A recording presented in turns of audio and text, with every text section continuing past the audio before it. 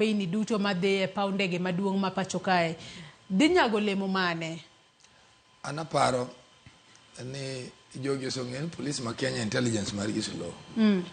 Koro gitugo atuga kodgi. Nikech mana kaka ineno timore no. They have already succeeded. They don't need to go to JK. They have already succeeded. Nikech sani kranga madwa dhi ndege mang'eny gi osoloko their ticket.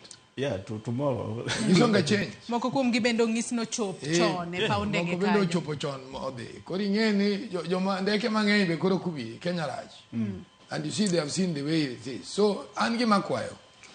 Ing'ena no an Ramogi cha ne riek. Ng'enya paro chiemo kana wachiko demonstration.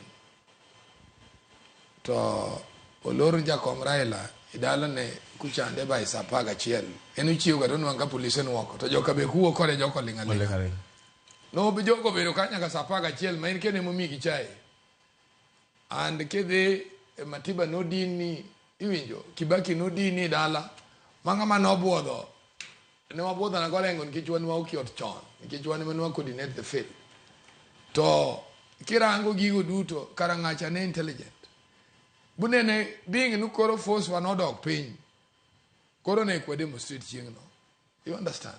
To gibende aparo jogi police gi moko ng'engi ne were very junior officers or they were people who were commanding police stations. If they didn't learn from those jotelo kaka nyigo gini jotelo kaka kianda gini how they used to manage operations Otieno Sur gini kane gi manage operation in Nairobi, then they're in the wrong place.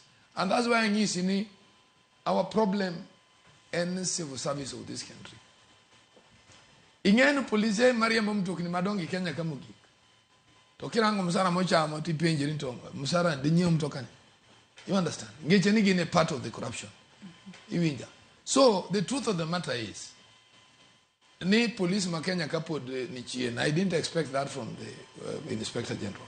For the Inspector General point mawacho maber niki kuket pinyi ni pinyi. That is a very gentle talk.